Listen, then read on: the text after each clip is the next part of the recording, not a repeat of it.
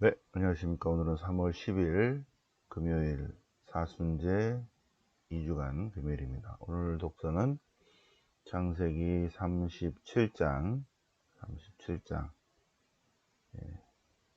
요셉이 형들에게 미움을 받아서 팔려가는 그런 내용입니다. 그래서 이스마엘 상인들에게 팔아넘기죠. 미워가지고 팔아넘겨. 은전 20잎에 팔아넘겨. 그래서 이스마엘 상인들은 요셉을 이집트로 끌고 간다. 그러나 하나님께서 함께 하셔서 은총과 축복을 내린다는 얘기. 시편은 105편 주님이 이루신 기적을 기억하라. 105편에 요셉에 관한 이야기가 잠깐 나옵니다. 그래서 아마 105편을 택한 것 같아요. 복음은 마태복음 21장. 예수님께서 비유를 들어서 사제들과 원로들에게 비유 얘기를 들어줍니다. 네. 자, 이따 성경 본문을 보겠습니다. 자, 창세기 37장. 네, 창세기 37장.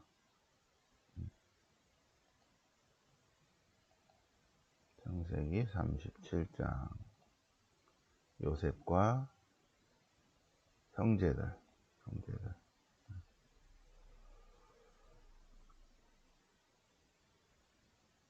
자, 17살 난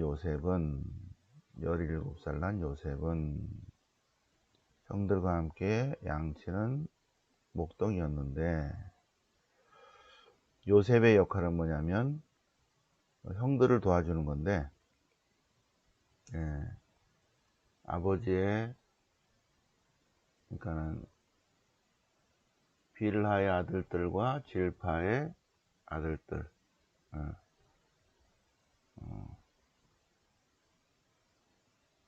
처음 종들이었죠.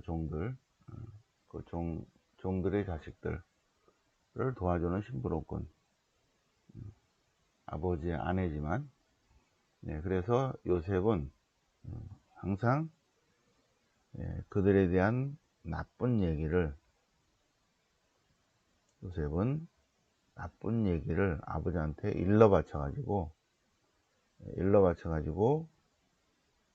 형들은 나중에 이제 아버지한테 야단 맞는 거죠.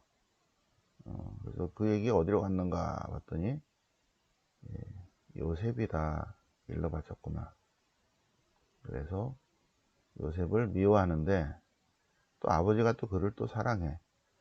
더 미워. 그런데다가 요셉이 또 꿈을 꿨는데, 꿈속에서 곡식단이 절을 한다. 별들이 절을 한다. 그러니까 형들은 그의 꿈과 그가 한 말 때문에 더 미워. 더 미워. 미움, 시기, 질투, 분노. 그래서 형들이 요셉을 멀리서 오니까 그를 죽이려는 음모를 꾸몄어요. 형들 찾아봐라. 어디까지 갔나 했더니 스켐에 갔다는 거예요. 스켐에 가니까 없어. 어디까지 갔나 했더니 도탄에 갔다는 거예요. 도탄. 그래서 지도를 좀 보면 저 멀리 도탄까지. 자, 지도를 보세요. 부엘셰바가 있고 헤브론이 있고. 그 요셉의 가족들은 북왕국 이 지역입니다. 여기 마무리해서 이제 요셉이 빨간 거예요. 요셉이 예루살렘을 지나서 스켐까지 갔습니다. 스켐에 가니까 걔네들이 도탄으로 간다 하더라. 그러니까 형들을 찾아서 도탄을 갔습니다. 도탄에 가니까 이스마엘 상인들이 여기로 이렇게 오는 거예요. 형들이 팔아먹었어요. 그래서 요셉은 요렇게 해서 파란 선을 따라서 이집트로 팔려갔다. 여기 네겝 사막, 카데스 바르네아는 요쪽입니다. 이 지도가 틀렸어요. 카데스 바르네아는 요쪽. 여기 요르단 쪽. 브에르쉐바, 헤브론, 마므레, 예루살렘, 예리코, 스켐, 도탄, 갈릴레아 호수. 이렇게 된 거예요. 야포, 요빠, 가자지구. 요거는 좀, 이 정도는 기억을 해 놓으셔야 되겠죠. 그죠? 그래서 여기 스켐, 도탄, 요 정도 된다. 그 정도 보시면 될 것 같아요. 자, 그러면 도탄으로 가자. 근데 저 멀리서 요셉이 오는 걸 보고 죽여버리자.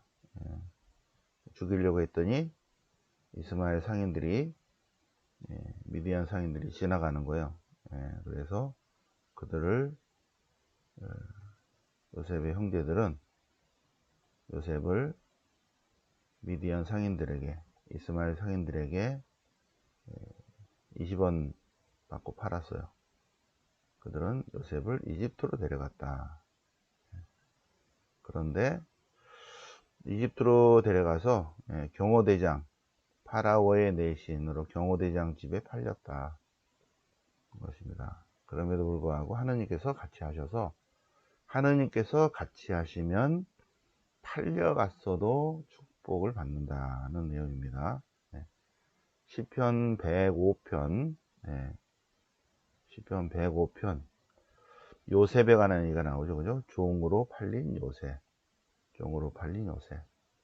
하느님께서 땅에 기근을 불러일으키시고 양식을 끊었을 때 하느님께서 한 사람을 먼저 앞에 보냈다.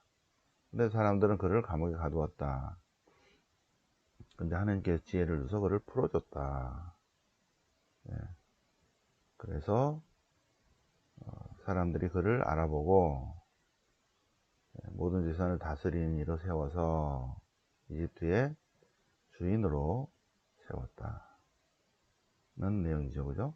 요셉에 관한 스토리가 시편 105편에 잠깐 있으니까, 시편은, 오늘 시편은 105편입니다. 105편. 자, 하나님께서 그 맺으신 계약을 기억하셔서 요셉을 미리 점지해 두셔서 그를 통해서 당신 백성을 이끄셨다는 그런 내용입니다. 복음은 마태복음 21장,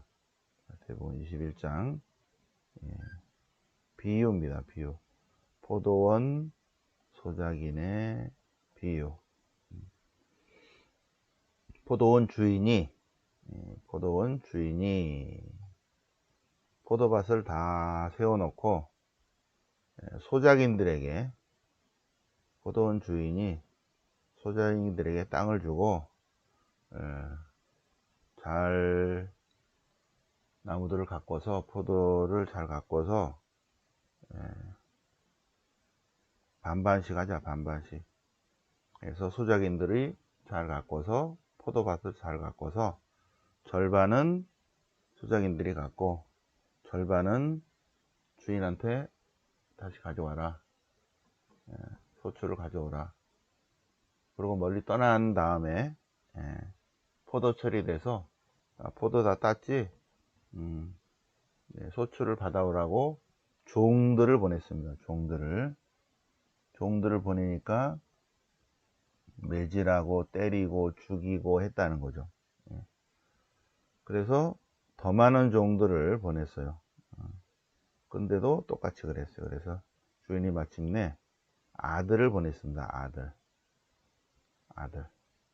아들 보내니까 저놈을 죽이고 우리가 이 땅을 차지하자 그랬다는 거죠. 그래서 그런 예화를 들어주면서, 야, 바리사의 율사들에게, 야, 니네 같으면 어떻게 하겠느냐, 니네가 포도밭 주인이라면 어떻게 하겠냐, 응? 어떻게 하겠냐 그랬더니, 그 나쁜 놈들을 없애버리고 제때 소출을 바치는 다른 소작인들에게 포도밭을 맡길 것입니다.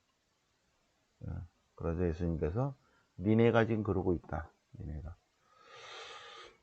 하느님께서 당신 백성을 선택하셔서, 이스라엘 백성을 선택하셔서 하느님 대신에 잘 이끌어 가도록 종교 지도자한테 맡겼더니 제대로 하지도 않아. 그래서 종들, 예언자들을 보냈더니 그들을 계속 죽였어. 마침내 하나님의 아들을 보냈어. 그랬더니 십자가 나무에 매달아 죽여버렸다. 니네가 지금 그러고 있다. 니네가 그러고 있다. 니네가 그러고 있다가 42절 이하입니다. 네, 하느님의 자비와 사랑이죠. 하느님께서는 이집트로 팔려간 요셉에게도 비록 팔려갔지만, 형들에게 미움을 받았지만 하느님께서 함께 하셔서 은총과 축복을 주시는 분이시고, 또 포도원 소작인의 비유에서도 마찬가지로 하느님께서는 당신 백성을 구원하기 위해서 예언자들을 보내고 당신의 아들을 보내셨다. 그런데도 깨닫지 못한 종교 지도자들이 예언자들과 하물며 하나님의 아들까지 죽여버렸다. 그래서 하느님께서는 제때 소출을 바치는 다른 소작인들에게 이 하나님 백성 공동체를 맡길 것이다. 이거는 상식이죠, 상식. 야, 니네라면 어떻게 할 것 같아? 아유, 나쁜 놈들 없애버리고 제때 세금 바치는 다른 소작인들에게, 제때 소출을 바치는 다른 소작인들에게 맡기겠죠. 당연하지? 당연하죠. 하느님께서도 그러하신다는 거죠. 네. 유다 종교 지도자들을 없애버리고 제때 소출을 바치는 다른 소작인들이 누굴까요? 네, 다른 소작이 누굴까요? 답을 어떻게 해볼까? 지금 이거 핸드폰으로 보시니까 답을 못하죠. 네. 네, 다른 소작인들은 그리스도인입니다. 제때 소출을 바치는 다른 소작인들, 참된 그리스도인들에게 하느님 백성 공동체를 맡겨서 참된 그리스도인들을 통해서 온 세상을 구원하신다. 하느님의 자비와 사랑이죠. 네. 마태복음 21장 포도원 소작인의 비유, 오늘 같이 묵상을 보셨습니다. 네, 오늘 사순절 2주간 금요일을 맞아서 창세기 37장 요셉 이야기, 그리고 시편 105편, 그리고 마태복음 21장 33절 이하 포도원 소작인들의 비유. 그래서 이 스토리를 한번 보세요. 밭 임자가 누군가, 그리고 소작인들은 누군가, 다른 소작인들은 또 누군가. 이스라엘 역사를 압축시켜서 비유로 말씀하시면서 예수님께서 사제들과 백성의 원로들에게 비유로 말씀하시면서 니네라면 어떡할 것 같아? 아우, 나쁜 놈들 때려잡아야죠. 니네가 바로 그런 거야. 그거를 알게 비유로 말씀하셨는데 알아차리지 못할 수도 있죠. 네. 자, 오늘 사순절 2주간 금요일 하느님의 사랑, 하느님의 자비, 헤세드 묵상을 보시겠습니다. 영광이 성부와 성자와 성령께 처음과 같이 이제 항상 영원히 아멘. 성부와 성자와 성령 이름으로 아멘.